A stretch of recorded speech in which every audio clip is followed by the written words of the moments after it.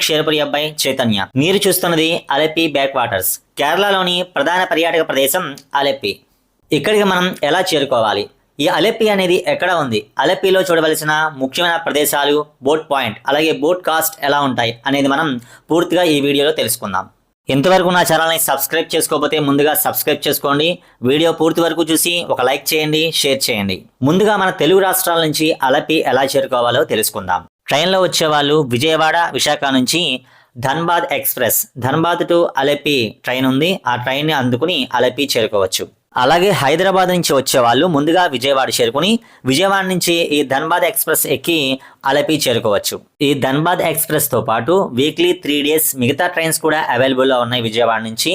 వాటి డీటెయిల్స్ నేను కింద లింక్లో ఇస్తాను, ఒకసారి చెక్ చేయండి. అలాగే ఇక్కడికి ఫ్లైట్లో చేరుకోవాలి అనుకుంటే ఇక్కడికి దగ్గరగా ఉండే ఎయిర్పోర్ట్ కొచ్చి ఇంటర్నేషనల్ ఎయిర్పోర్ట్.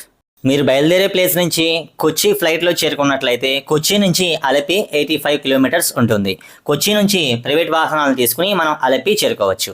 అలాగే మనకి ఇక్కడ బోట్స్ ఏ విధంగా దొరుకుతాయో తెలుసుకుందాం. బస్టాండ్ నుంచి అది దగ్గరలోని షికారా బోట్స్ అందుబాటులో ఉంటాయి. ఇది గంటకు 500 rupees ఛార్జ్ చేస్తారు.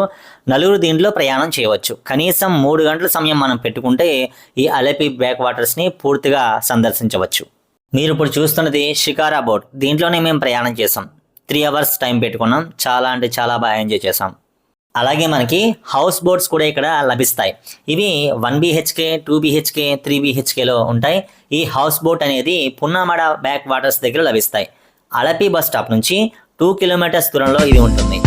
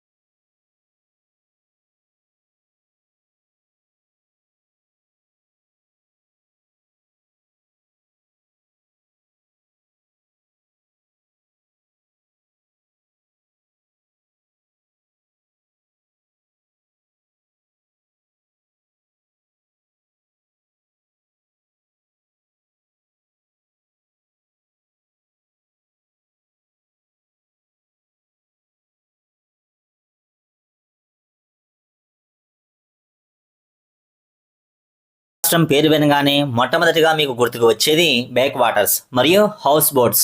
దేశంలోని పర్యాటకులే కాకుండా ఇతర దేశాల నుంచి కూడా ఈ ప్రాంతానికి వచ్చి ఆనందిస్తూ వెళ్తూ ఉంటారు.